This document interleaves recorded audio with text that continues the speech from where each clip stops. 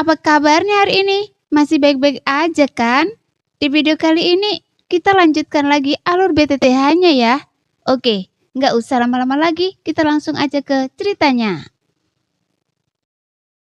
Sambil meraung dan marah, Cu Ciangye mencengkeram lengan kirinya dengan tangan kanannya. Kemudian dengan kekuatan yang tiba-tiba muncul, dia merobek lengan kirinya sendiri yang membuat darah menyembur keluar.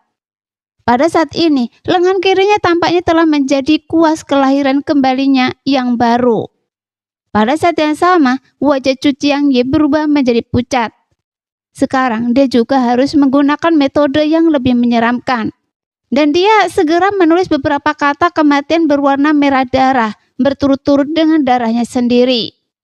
Setelah itu, beberapa kata kematian langsung bergegas ke arah jari penghancur bintang milik Xiaoyan, yang dilakukan dengan tulangnya sendiri.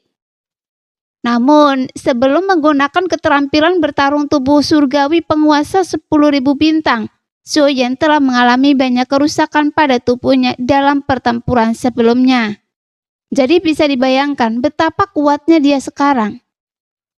Jadi meskipun ini sudah menjadi batas kekuatan Xiaoyan, tapi kekuatan yang terkandung jari ini juga sangat menakutkan. War! Tiba-tiba, kata kematian berwarna merah darah yang diterbangkan Cu Ciangye meledak dan runtuh saat menyentuh jari tulang Xiaoyan. Pada saat ini, kekuatan Cu Ciangye tampaknya berada pada level yang sama sekali berbeda dari Xiaoyan. Bahkan di bawah jari ini, semua metodenya tampak rentan di hadapan Xiaoyan dan runtuh dalam sekejap. Karena meskipun Cu Ciangye telah menggunakan metode yang mengerikan seperti itu, tetaplah dia sama sekali tidak dapat menghentikan Xiaoyan untuk terus menjatuhkan jari-jari tulangnya dengan cahaya keemasan yang menyilaukan. Tidak heran jika klan Yuan Shen harus dimusnahkan. Meskipun reinkarnasi yang mulia hanya berada tingkat ketiga keabadian dewa, tetapi dia bisa mengeluarkan kekuatan begitu mengerikan. Memikirkan hal ini, Cu Ciangye tiba-tiba menggigit lidahnya lagi dan menyemburkan darah jiwanya. Kemudian dia menggunakan seluruh kekuatannya untuk menulis kata kematian yang lebih besar dan meledakannya ke arah jari tulang Xiaoyan lagi. Pada saat yang sama, Cu Ciangye tampaknya telah membayar harga yang sangat mahal. Bagaimanapun dia jelas tahu bahwa penilaiannya tidak akan salah. Selama dia bisa menahan serangan gila Xiaoyan, dia pasti akan bisa menang. Orang ini sudah berada di ujung kekuatan terakhirnya, seperti seekor kuda yang sekarat yang akan mati. Selama saya bisa bertahan menahan serangannya, dia pasti akan mati. Jika kalian bertiga segera membantu saya pasti akan berterima kasih atas kontribusi kalian. Jelas, Cu Ciangye tampaknya tidak menyangka bahwa setelah pertarungan seperti itu, dengan Yonantian dan dua lainnya, Xiaoyan masih bisa mengeluarkan kekuatan bertarung yang begitu mengerikan. Jadi dalam situasi seperti ini, dia harus meminta bantuan Yonantian dan dua lainnya. Namun ketika Cu Ciangye mencoba menemukan ketiga orang ini, mereka semua sudah menghilang. Hei, sekarang dia ingat dengan kita. Cu Ciangye ini sangat sombong dan dia memiliki banyak harta karun. Jika kita dapat menggunakan reinkarnasi dari Yang Mulia untuk menghabisinya, ketika mereka berdua terluka parah, kita akan menyerang bersama dan membunuh mereka berdua. Yonantian mendengus 2 kali. Sekarang, mereka bersembunyi di suatu tempat di kehampaan dan tampaknya telah menggunakan beberapa harta karun untuk menyembunyikan aura mereka, sehingga Cu Ciangye tidak dapat menemukan keberadaan mereka. Kalian berdua juga tahu bahwa reinkarnasi dari Yang Mulia ini benar-benar sangat kuat. Jadi kita harus menemukan cara untuk membunuhnya kali ini. Karena kita memberinya waktu untuk tumbuh. Saya khawatir tidak seorang pun dari kita akan dapat melarikan diri di masa depan. Yonantian berkata dengan serius. Meskipun Ping Ledong dan Tian Luolan tidak berbicara saat mendengar itu, tetapi tatapan mata mereka telah memperjelas posisi mereka, yang menunjukkan mereka mendukung apa yang dikatakan Yonantian.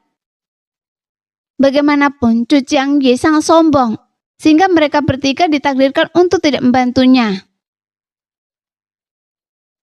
Di bawah tekanan jari pembunuh bintang Xiaoyan, wajah Chu Jiangye berubah menjadi semakin pucat, karena tulang jari emas itu dibungkus dengan kekuatan yang dahsyat dan menutupinya dengan liar. Pada saat ini, Chu Jiangye mengangkat kepalanya dengan susah payah, karena kekuatan tekanan jari Xiaoyan yang benar-benar membuatnya tidak bisa bergerak. Jadi dia hanya bisa berteriak. Sialan, sekarang ketiga orang ini benar-benar berkomplot melawan saya. Kuas kelahiran kembali, meledak. Tepat ketika kekuatan mengerikan jari Xiaoyan hendak menyerang, Chu Jiangye mengangkat tangannya dan melambaikannya. Kali ini dia harus mengorbankan pena kelahiran kembali yang retak. Meskipun ekspresi wajah menunjukkan dia sangat tertekan. Namun sekarang tidak ada cara yang lebih kuat untuk menghentikan serangan Xiaoyan. Bagaimanapun yang terpenting adalah menyelamatkan hidupnya. Saat kuas kelahiran kembali terbang keluar, retakannya menyebar dengan cepat. Meskipun Chu Jiangye sangat enggan, tapi tidak ada cara lain untuk menghentikannya. War! Setelah kuas kelahiran kembali bergetar hebat, kekuatannya melonjak inci demi inci. Kemudian kekuatan reinkarnasinya yang kuat bertabrakan dengannya dengan kekuatan aturan absolut. Saya hanya memiliki kekuatan reinkarnasi absolut ini. Setelah saya menembus tingkat kelima dari kondisi pikiran kaisar, bagaimana Anda dengan daging Anda yang sederhana bisa menghentikannya?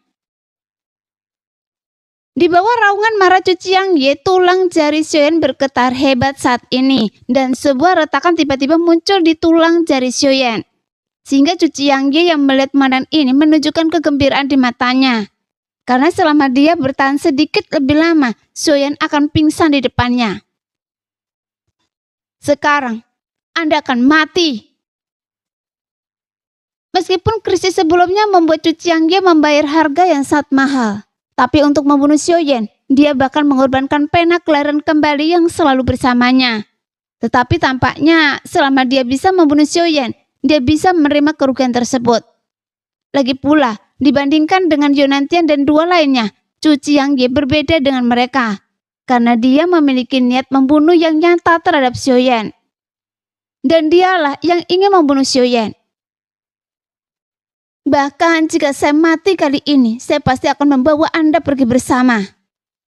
Xiaoyan mendengus dingin. Kemudian setelah jeda sebentar, tulang jari Xiaoyan tiba-tiba meledak dengan kekuatan luar biasa lagi. Yang membuat kekuatan reinkarnasi yang dipancarkan oleh kuas kelahiran kembali benar-benar menghilang. Sehingga sosok Chu Jiangye segera berubah menjadi garis darah dan terlempar mundur ke belakang. Kemudian dia memuntahkan beberapa suap darah dari mulutnya, dan matanya dipenuhi dengan kengerian.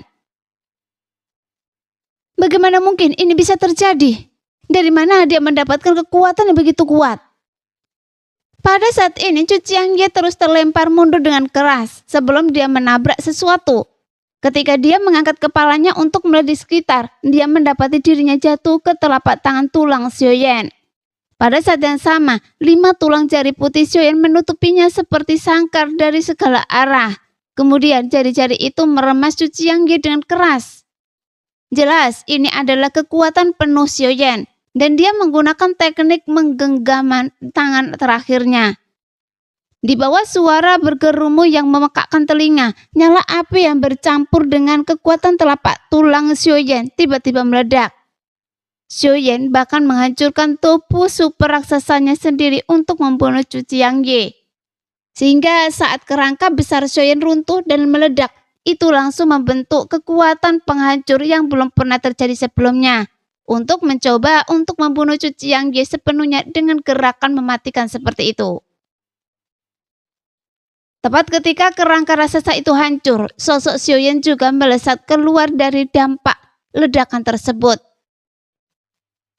Pada saat ini wajah Xiaoyan sudah sangat pucat, seolah-olah dia telah menghabiskan semua energi dan darah di tubuhnya. Namun pada saat Xiaoyan melesat keluar, tiba-tiba sebuah kekuatan menyelimuti Xiaoyan, dan dalam sekejap tubuhnya membeku dalam kristal es. Sekarang, bunuh dia!" Tiba-tiba, Yonantian dan dua lainnya muncul hampir secara bersamaan. Kemudian mereka bertiga menggunakan metode yang sama secara bersamaan dan langsung menyerbu ke arah Xiaoyan yang berada dalam kristal es. Saat ini Xiaoyan juga merasakan kekacauan di hatinya, seolah-olah dia tidak menakutkan yang dibayangkannya saat menghadapi kematian. Meskipun sekarang rasa krisis hidup dan mati yang kuat ini menghampirinya lagi, tetapi sekarang Xiaoyan benar-benar tidak berdaya. Melihat pemandangan itu, Wang Ye juga menyadari ada yang tidak beres. Jadi dia juga segera bersiap untuk menyelamatkan Xiaoyan. Namun tepat saat dia hendak bergerak, sebuah sosok cantik tiba-tiba muncul di depannya dan telapak tangannya sudah berada di bahunya, yang membuat Wang Ye langsung berkeringat dingin. Bersabarlah, biarkan dia mengatasinya kesengsaraan sendiri. Bagaimanapun masih ada variabel dalam kesengsaraan ini. Jelas sosok cantik yang muncul adalah Ye Beijing untuk menghentikan Wang Ye yang hendak mengambil tindakan. Mendengar itu, Wang Ye menatap Beijing dengan ekspresi kaget di wajahnya. Kemudian dia mengangguk tanda setuju. Bagaimanapun hanya Wang Ye yang tahu perasaan menindas dari wanita ini. Karena kekuatan Ye Beijing tidak setingkat dengan semua sosok yang muncul di sini. Bahkan dengan kekuatan wanita ini yang sangat kuat, dia bisa membunuh semua orang yang ada di sini sendirian. Demikianlah cerita hari ini. Kita lanjut lain hari ya guys ya. Bye-bye.